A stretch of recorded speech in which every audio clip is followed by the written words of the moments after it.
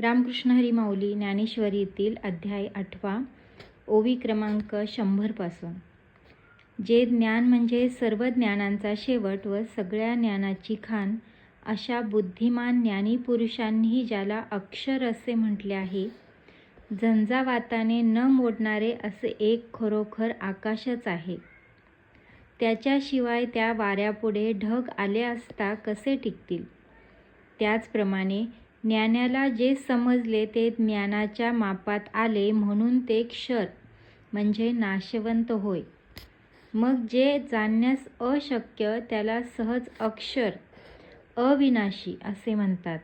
म्हणून वेद पारंगत पुरुष ज्याला अक्षर ब्रह्म असे म्हणतात व जे मायेच्या पलीकडील असून सच्चिदानंद रूप आहे आणि विषयांचे विष लवंडून इच्छा टाकून व सर्व इंद्रियांचे दमन करून देहरूपी झाडाच्या तळी उदासीन वृत्तीने बसलेले आहे.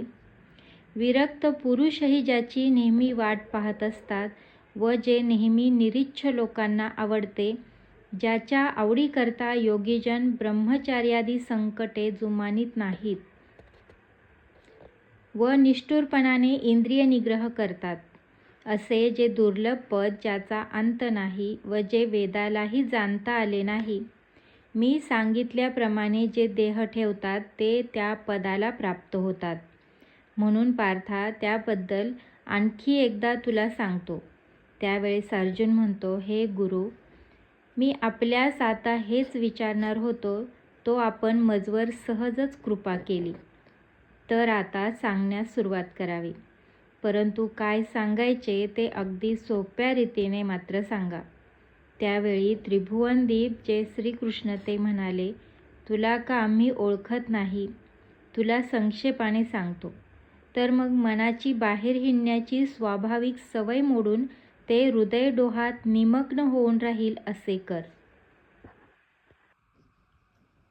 परंतु ज्या वेळेस इंद्रियांची द्वारे निग्रहाने बंद असतात तेव्हाच ही गोष्ट घडते. असे झाले म्हणजे मग मन सहज कोंडले जाऊन हृदयातच स्वस्थ असते.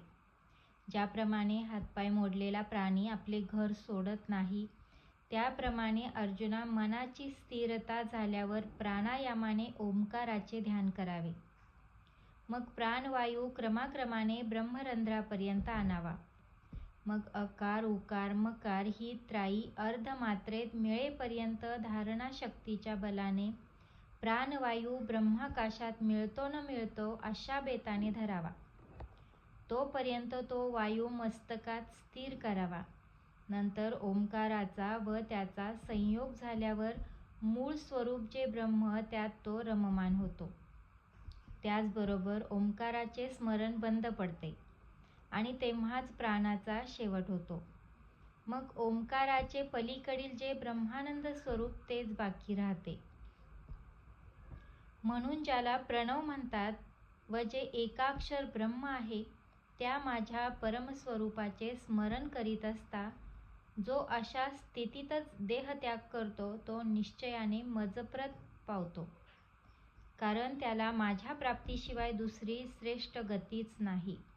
अर्जुना, कदाचित तुझ्या मनात अशी शंका येईल की काय हो, मरणसमयी माझे स्मरण कसे व्हावे? जीविताचे सुख नाहीसे होऊन व इंद्रिये संकटात पडून अंतर्यामी व बाहेर मृत्यूचिन्हे उघड दिसू लागल्यावर त्यावेळेस उठून बसावे कोणी? इंद्रियांचे संयमन करावे कोणी? आणि कोणाच्या अंतकरणाने ओंकाराचे स्मरण करावे? तर बाबा रे, आपल्या संशयास तू आपल्या अंतकरणात कदाचित थारा देशील असे पहा. माझी जो नेहमी सेवा करतो त्याच्या निदानीच्या समयी मी त्याचा सेवक बनून राहतो.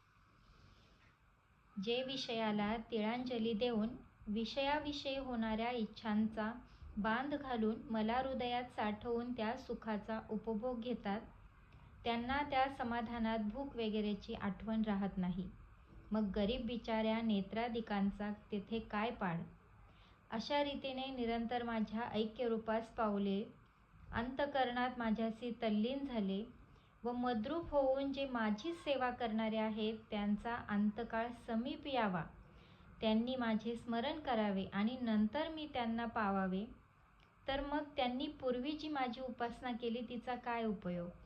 हे बघ, संकटाच्या वेळी एखाद्या गरीब मनुष्यानेही मोठ्या काकुळतीने देवा धाव रे धाव म्हणून माझा धावा केला तर त्याचे दुःख निवारण करण्याकरता मला जावे लागतच नाही का?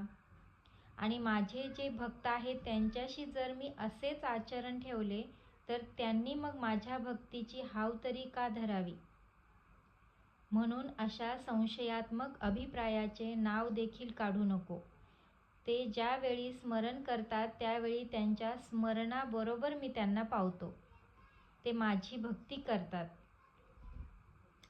ह्या त्यांच्या उपकाराचे ओझे मला सहन करवत नाही. अशा प्रकारे आपण ऋणी झालो आहोत हे पाहून त्यातून उतराई होण्याकरता मी आपल्या भक्तांच्या अंतकाली त्यांची सेवा करतो. देहाच्या ग्लानीचा संबंध माझ्या त्या सुकुमार भक्ताला लागू नये म्हणून मी त्याला आत्मबोधरूपी पिंजऱ्यात ठेवतो. रामकृष्ण हरी माऊली. ओवी क्रमांक 132 पर्यंत. रामकृष्ण हरी.